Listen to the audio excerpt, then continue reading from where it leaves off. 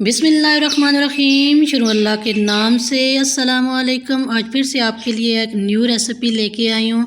आज मैं आपके लिए original and authentic shami kebab की रेसिपी लेके आई हूँ।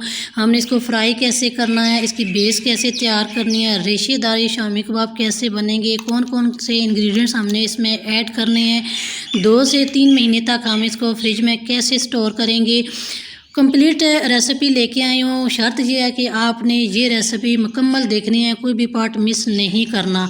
तो चलते हैं जी, जल्दी से रेसिपी को स्टार्ट करते हैं।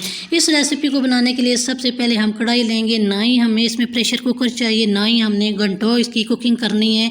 ईजी वे में मैं आपको ये शामी कबाब बनाने का तरीका बता रही हूँ। तो चलते हैं जी। सबसे पहले हमने यहाँ पर 1 किलो से ज़्यादा है चने की दाल। इसको मैंने भिगोया नहीं है, बस धो के मैंने इसको कढ़ाई में डाल दिया है। साथ ही हाफ के जी से थोड़ा सा ज़्यादा है चिकन है, आप चाहें तो मटन का भी इस्तेमाल कर सकते हैं।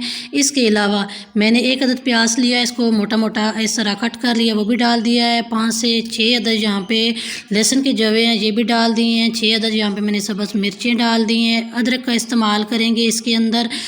इसके बाद हम कुछ स्पाइसेस ऐड करेंगे अकॉर्डिंग टू टेस्ट। इसमें नमक का इस्तेमाल करेंगे, कम या ज़्यादा आप कर सकते हैं अपनी मर्ज़ी से। इसके अलावा हम इसमें कुटी हुई लाल मिर्च का इस्तेमाल करेंगे।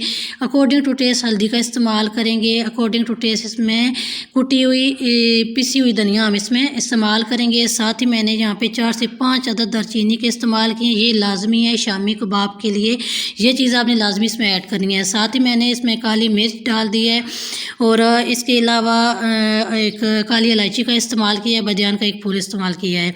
यहाँ पे हमने 1.5 लीटर पानी का इस्तेमाल किया है। यही आपने इंग्रेडिएंट रखने हैं, इसी तरह ही आपने सारी चीज़ें इसमें इस्तेमाल करनी है। ज़्यादा पानी का इस्तेमाल नहीं करेंगे, बाद में इसमें जो है फिर ड्राई करना होता है तो फिर ज़्यादा टाइम लगेगा। तो यहाँ पे 1.5 लीटर पानी काफ़ी है। अभी हम इसके ऊपर ढकना देंगे, इसको थोड़ा सा हिला लेते हैं, सारी चीज़ें मिक्स कर लेते हैं। इसके ऊपर हम ढक्कन दे के तकरीबन हम इसको 25 से 30 मिनट तक कुक करेंगे। ये अच्छी तरह से कुक हो जाएगी। 30 मिनट के बाद आप ये देख सकते हैं, ना ही अभी मैंने इसको ग्राइंडर में डाला है, ना ही मैंने इसको सलबट्टे में प्रेस किया है, ना ही मैंने इसको मैशर से मैश किया है। बस इसको मैंने बॉयल किया और पानी ड्राई किया है। तो आप इसकी ये इसका स्ट्रक्चर देख सकते हैं, कितनी बेहतरीन किस्म की ये मटेरियल बन के तैयार हुआ है। अभी हमें इसको ग्राइंडर में डालने की ज़रूरत नहीं है, क्योंकि इससे फिर रेशेदार कबाब नहीं बनते। इसके अंदर जो भी हड्डियाँ थी और जो ये हमने दालचीनी और खड़े मसाले डाले हैं वो इसको एक एक करके हमने निकाल दिया है। मटेरियल हमारा तैयार है। मैशर की मदद से थोड़ा सा मैंने इसको मैश किया, ज़्यादा नहीं किया, तो रेशेदार कबाब बनेंगे। अभी हाथों पे ऑयल लगाएंगे। मटेरियल अच्छी तरह से ठंडा हो चुका है। ऑयल लगा के हम इस तरह से टिक्की बना लेंगे।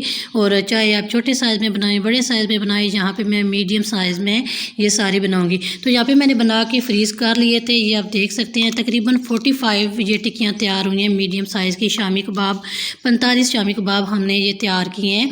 तो ये सारे हमने फ्रीज़ करने हैं। अभी इसको आप शॉपर में डाल दें, ज़िपर बैग में डाल के आप 2 से 3 महीने तक आप इसको ईज़िली इस्तेमाल कर सकते हैं। ना ही टेस्ट में फ़र्क आएगा, ना ही इसका स्ट्रक्चर ख़राब होगा।